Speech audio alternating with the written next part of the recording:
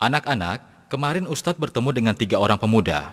Mereka bertanya mengenai tata cara sholat dengan Ustadz. Alhamdulillah, kita sudah belajar. Akan tetapi, sholat tidak hanya gerakan, tapi juga ada bacaan di dalamnya. Anak-anak, karena itulah hari ini kita akan belajar bacaan dalam sholat. Dan Bapak minta, sekarang kalian semua tolong perhatikan penjelasan Zaid berikut ini. Tolong simak ya, karena ini penting sekali untuk kalian simak. Saat takbir mengucapkan Allahu Akbar. saat berdiri sedekap, membaca doa iftitah. Allahumma ba'id baini wa baina khotoyaya kama ba'adta bainal masyriki wal maghrib. Allahumma nakkini min khotoyaya kama yunaqqas sabul adyadu minat danas. Allahumma gsilni min khotoyaya bil ma'i wassalji wal barad. Lalu membaca A'udzu billahi minasyaitonir rajim min hamzihi wa nafthihi wa nafthihi. kemudian membaca surat Al-Fatihah. Bismillahirrahmanirrahim. Alhamdulillahi rabbil alamin. Ar-Rahmanir-Rahim.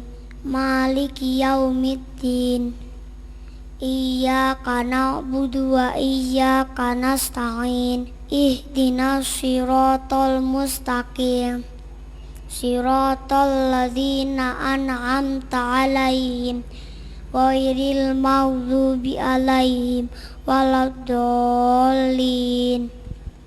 Setelah itu membaca ayat atau surat Al-Quran. Misalnya, Bismillahirrahmanirrahim. Qul huwallahu ahad. Allahus samad. Lam yalid wa lam yulad wa lam yakul lahu kufuwan ahad.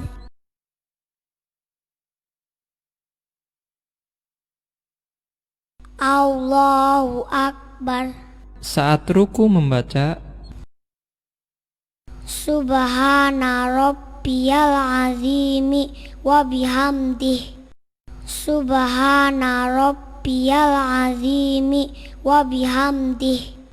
Subhana rabbiyal azimi wa bihamdih. saat bangkit dari ruku, ketika mengangkat tangan, mengucapkan Sami'allahu liman hamidah. saat berdiri tegak, membaca Rabbana walakal hamdu. Allahu akbar. Allahu akbar.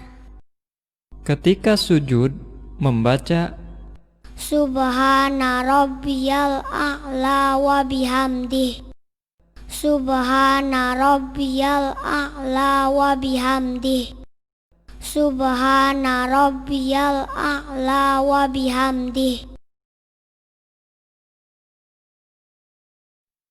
Allahu akbar. ketika duduk iftirosh, membaca Allahumma ghafirli warhamni wajburni warfa'ni wahdini wa'afini warzuqni. saat tasyahud awal dan tasyahud akhir, membaca At-tahiyyatu lillah wassalawatu wattayyibat. Assalamu ala nabiyyi wa rahmatullahi wa barakatuh. Assalamu alaina wa ala ibadillahi sholihin. Ashhadu an la ilaha illallah wa ashhadu anna Muhammadan abduhu wa rasuluh. kemudian membaca sholawat. Allahumma sholli ala Muhammad wa ala ali Muhammad kama shallaita ala Ibrahim wa ala ali Ibrahim innaka Hamidum Majid. Allahumma barik ala Muhammad wa ala ali Muhammad kama barakta ala Ibrahim wa ala ali Ibrahim innaka Hamidum Majid. Pada tasyahud akhir, sebelum salam membaca Allahumma inni a'udzubika min azabi jahannama wa min azabil qabri wa min fitnatil mahya wal mamati wa min syarri fitnatil masihid dajjal. Allahumma a'inni ala zikrika wa syukrika wa husni ibadatik. pada saat salam ketika berpaling ke arah kanan mengucapkan Assalamu alaikum warahmatullahi wabarakatuh. kemudian saat berpaling ke arah kiri mengucapkan Assalamu alaikum warahmatullahi wabarakatuh. Nah, itulah bacaan dalam sholat sesuai gerakan yang ada. Jika kalian rajin menghafal, insya Allah akan cepat bisa. Bagaimana? Siap? Insya Allah. Kalau begitu sekarang kita pergi ke masjid untuk praktek sholat. Hei, ayo cepat jalannya. Iya, jangan bercanda. Kamu belum bisa ya? Bisa lagi? Tunggu. Ayo cepat. Muhammad, kau maju duluan. Allahu Akbar. Assalamualaikum warahmatullahi. Assalamualaikum warahmatullahi. Bagus. Sekarang kamu Zaid. Sekarang giliranmu. Allahu Akbar. Sudah. Zaid, teruskan. Allahu Akbar. Ustadz, kok Zaid melihat ke atas? Shh, kita lihat saja sampai selesai, ya. Allahu Akbar. Sami Allahu liman hamidah. Allahu Akbar. Allahu Akbar.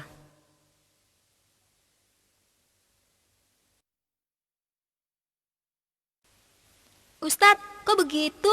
Itu kan salah. Iya, masa rukunya begitu? Ya, kalian benar. Sholat Zaid memang salah. Tapi tidak apa-apa, karena Zaid baru belajar. Dan insya Allah nanti tidak akan salah lagi. Nah, anak-anak, coba sekarang sebutkan kesalahan Zaid. Pertama, takbirnya tidak sempurna. Telapak tangannya tidak menghadap kiblat. Lalu, sidekapnya tidak di dada. Terus pandangannya tidak ke tempat sujud. Rukunya terlalu ke bawah. Terus, sujudnya terlalu rapat antara tangan dan badan. Bahkan kakinya diangkat. Lalu, duduk iftirosnya seperti ekor ikan hiu. Bagus, tapi kalian tidak boleh mengejek Zaid. Karena Zaid masih belajar. Dan lagi pula, kesalahan dalam sholat tidak hanya itu. Ustadz, memangnya masih ada kesalahan lagi? Kesalahan dalam sholat yang dilakukan Zaid? Ya, masih sangat banyak. Dan anehnya, banyak orang yang tidak sadar. Misalnya, saat berdiri, kedua telapak kakinya membuka ke kiri dan ke kanan. Seharusnya, antara tumit dan ujung jarinya lurus ke depan. Tidak boleh membuka terlalu lebar. Ya, seperti ini. Ustadz, saya mau tanya. Kalau waktu takbir, tangannya di atas kepala, bukannya salah? Iya, pertanyaannya bagus sekali. Tolong dengarkan baik-baik ya. Takbir dengan mengangkat tangan terlalu tinggi juga salah. Ya. Demikian juga dengan takbir yang telapak tangannya menghadap ke badan bukan ke kiblat, seharusnya mengangkat kedua tangan sejajar dengan bahu atau telinga dengan tidak merenggangkan atau merapatkan. Contohnya seperti ini. Oh iya Ustadz, apa selain itu masih ada lagi nggak gerakan sholat yang salah? Ya, masih. Misalnya saat sedekap. Banyak orang melakukan dengan meletakkan tangan di perut. Ada juga yang seperti orang kedinginan. Terus ada lagi yang meletakkan tangannya di samping kiri. Semua itu salah. Seharusnya meletakkan kedua tangannya di dada. Seperti ini contohnya. Bagaimana? Sudah jelas?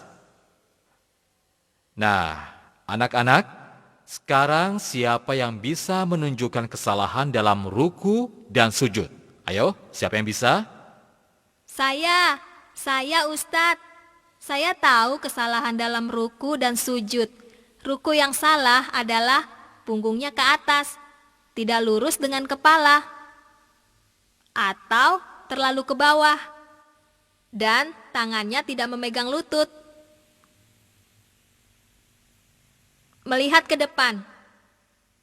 Seharusnya punggung lurus dengan kepala dan melihat tempat sujud.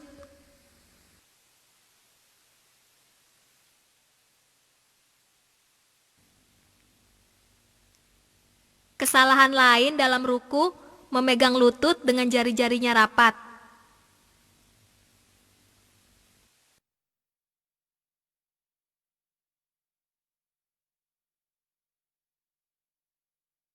Seharusnya direnggangkan.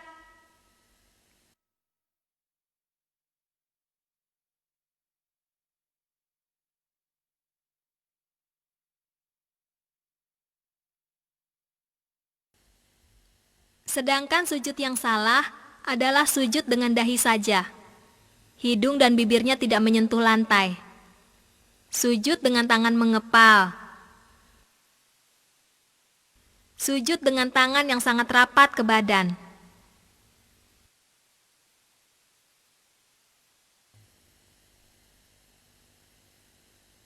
Seharusnya dahi, hidung, lutut, jari kaki, telapak tangan menyentuh lantai dan tidak merenggangkan badan dan tangan. Kesalahan lainnya saat duduk iftirosh menumpuk dua telapak kaki. Alhamdulillah, kalian memang cerdas. Tapi jangan berhenti belajar dan bertanya ya. Karena masih banyak hal lagi yang tidak diketahui oleh masyarakat. Misalnya, sholat dengan posisi yang sangat jauh dari sutra atau pembatas di depan.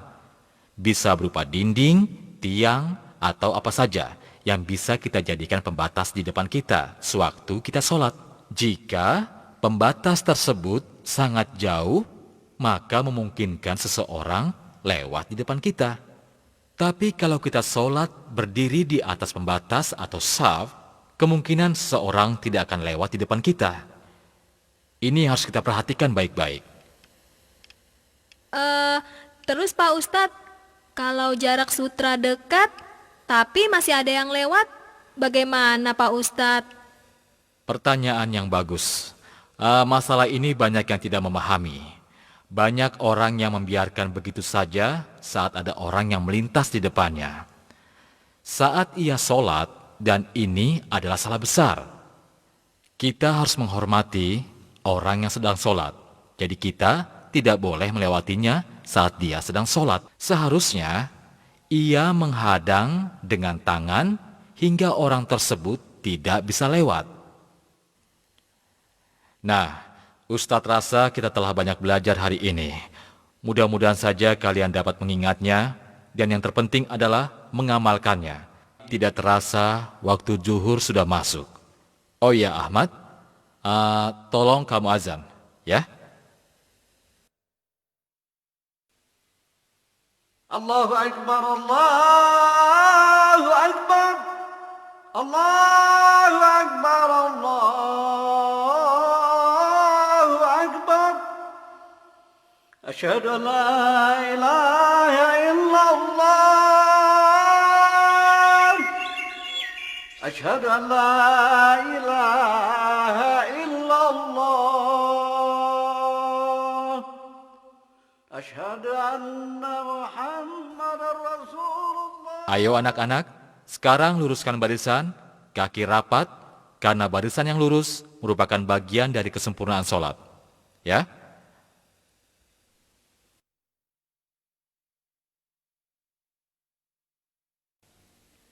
Allahu Akbar. Allahu Akbar.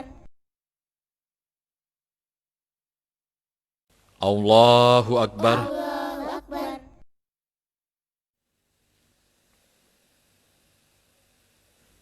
Sami Allahu liman hamidah. Rabbana walakal hamdu. Allahu Akbar. Allahu Akbar.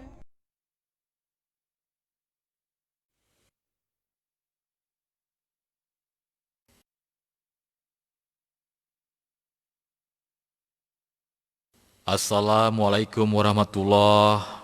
Assalamualaikum warahmatullah. Assalamualaikum warahmatullah. Assalamualaikum warahmatullahi. Allahumma ighfir lil muslimina wal muslimat al-ahya'a minhum wal anwat innaka sami'un qaribun mujibud da'wat.